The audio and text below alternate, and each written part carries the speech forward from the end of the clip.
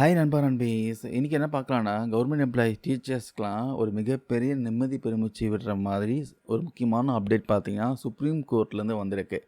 பொதுவா அரசு வேலையில இருக்கிறவங்களுக்கு ஒரு பெரிய தலைவலி என்னன்னா, என்னைக்கோ ஒரு நாள் நிர்வாகம் செய்த தவறால சம்பளம் அதிகமா கொடுத்துட்டோம். இப்போ அத மொத்தமா திரும்பி கொடுங்க அப்படின்னு சொல்லி நோட்டீஸ் அனுப்புவாங்க. அப்படிப்பட்ட ஒரு வழக்குல இன்னைக்கு சுப்ரீம் கோர்ட் பார்த்தீங்கன்னா, ஒரு தீர்ப்பு குடுத்துருக்காங்க.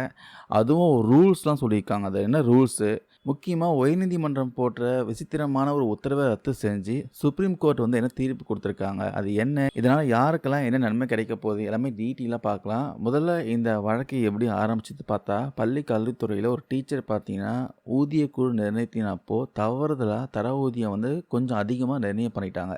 இது அந்த ஆசிரியரோட தப்பு இல்லை, நிர்வாகத்தோட தப்பு தான். ஆனால் பிற்காலத்தில் இதை கண்டுபிடிச்ச அதிகாரிகள் என்ன பண்ணாங்கன்னா, உங்களுக்கு தெரியாமலே நாங்கள் அதிகமாக சம்பளம் கொடுத்துட்டோம், அதனால் அந்த பணத்தை இப்போ திரும்பி கட்டணும் அப்படின்னு சொன்னாங்க. இதை எதிர்த்து உயர்நீதிமன்றத்தில் பார்த்தீங்கன்னா வழக்கு தொடர்ந்துருக்காங்க அந்த ஆசிரியர் தரப்பில். அந்த வழக்கை விசாரித்த உயர்நீதிமன்ற நீதிபதி வந்து என்ன சொல்லியிருக்காங்க, தனி நீதிபதி வந்து என்ன சொன்னார்னா, இது மக்களுடைய வரி பணம், அதனால் தவறுதலாக கொடுக்கப்பட்ட பணத்தை அந்த ஊழியர் தவணை முறையில் இன்ஸ்டால்மெண்ட் பேசிஸில் திருப்பி கட்டணும் அப்படின்னு உத்தரவு போட்டிருக்காங்க.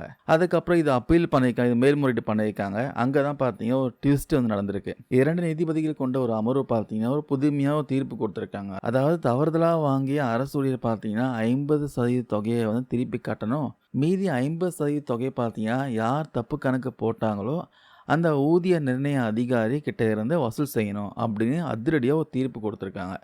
இது அரசு ஊழியர்கள் மத்தியில் பார்த்தீங்கன்னா பெரிய அதிர்ச்சியை ஏற்படுத்தியிருக்கு.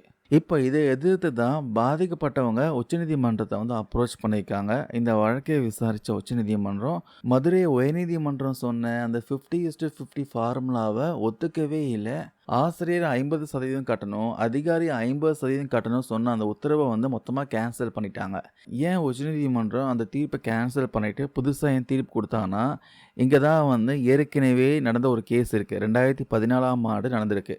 அந்த கேஸ் பேஸ் பண்ணி தான் இந்த உத்தரவு வந்து போட்டிருக்காங்க. அந்த கேஸில் கொடுத்த ஜட்ஜ்மெண்ட் பார்த்தீங்கன்னா கவர்மெண்ட் எம்ப்ளாயீஸ்க்கு ஒரு பாதுகாப்பு கவசம் மாதிரி இருந்துச்சு. உச்சநீதிமன்றம் ஏற்கனவே தெளிவாக இதுக்கான கைட்லைன்ஸ் வந்து கொடுத்துருக்காங்க. அதன்படி வந்து குரூப் சி குரூப் டி ஊழியர்கள், அதாவது குரூப் சி குரூப் டி ஊழியர்கிட்ட இருந்து தவறுதலாக கொடுத்த சம்பளத்தை திரும்ப பிடிக்கக்கூடாது, ஃபஸ்ட்டு ரூல்ஸு. 2வது கைட்லைன்ஸ் பார்த்தீங்கன்னா 5 இயர் ரூல்ஸு, அதாவது ஊதியம் நிர்ணயம் செஞ்சு 5 வருஷத்துக்கு மேலே ஆகியிருந்தால் அந்த பணத்தை ரெக்கவரி செய்யக்கூடாது. 3வது கைட்லைன்ஸ் பார்த்தீங்கன்னா ரிட்டையர்மெண்ட்டு, ஓய்வு பெறும் இன்னும் 1 வருஷம் தான் இருக்குது, அல்லது ஏற்கனவே ஓய்வு பெற்றுட்டாங்க அப்படின்னா அவங்ககிட்ட இருந்து பணத்தை பிடிக்கக்கூடாது. இந்த கைட்லைன்ஸ் இந்த ரூல்ஸ்லாம் மீறி தான் பார்த்தீங்கன்னா அந்த உயர்நீதிமன்றம் உத்தரவு இருந்ததுனால உச்சநீதிமன்றம் பார்த்தீங்கன்னா அதை கேன்சல் பண்ணிட்டாங்க. ஸோ நிர்வாகம் செய்த தவறுக்காக பல வருஷம் கழித்து ஊழியர் தலையில் சுமையை இறக்கக்கூடாது அப்படின்னு உச்சநீதிமன்றம் உறுதியாக இருக்காங்க. இந்த தீர்வு பார்த்தீங்கன்னா பள்ளி கல்வித்துறை மட்டும் இல்லாமல் எல்லா அரசு ஊழியர்களுக்கும் இது பொருந்துங்க.